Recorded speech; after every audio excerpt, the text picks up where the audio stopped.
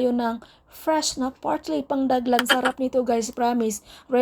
Good morning, good afternoon, good evening sa lahat. Ito mayroon tayong pork chop. Nilagyan ko siya ng baking soda para palambot ng ating karne. At iyan, ibabad natin ng mga 3 to 5 minutes.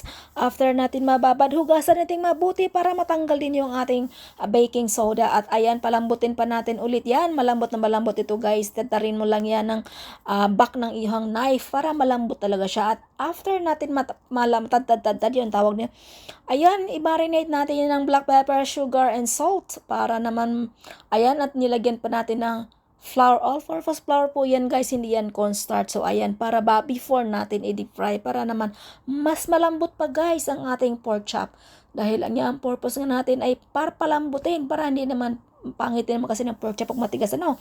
So ayun na nga guys, i-deep fry natin ito isa-isa guys hanggat ito ay maluto. I-deep fry natin both side yan. So ayan. So, nakalimutan ko nang sabihin syempre pinainit ko yung mantika guys bago ko yan nilagay ang pork chop. So, olive oil pala yung ginamit ko guys. So, ayan, matalsik guys. Kinaglagay ako ng paper towel dyan sa kilid at tinakpan ko rin dahil tumatalsik talaga. At ito, tapos na tayong mag-deep fry ng ating pork chop. Magpainit tayo ng kaldero. Maglagay tayo ng olive oil at saka, ayan, konting salted butter. So, ayan, gisa-gisa natin yan.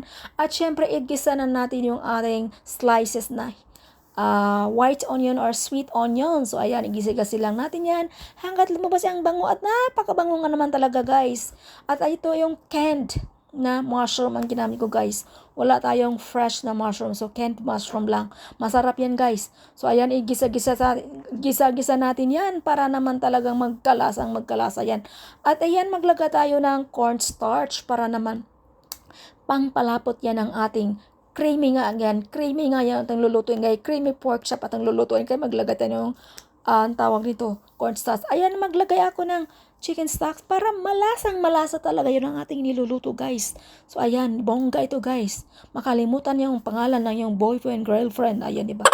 So ayun nga guys, naglagay tayo ng sugar at black pepper. Pang timpla, pang palasan natin yan. So hindi pa tayo satisfied, maglagay tayo ng konting light soy sauce para naman magkakulay din siya ng dark. Ayun nga, di nagkamali-mali na ako. Ayun nga guys, ayoko nang ulitin yung mga sinasabi ko. So yun na nga, i-mekas-mekas na naman natin. Tikman natin kung malasa na ba.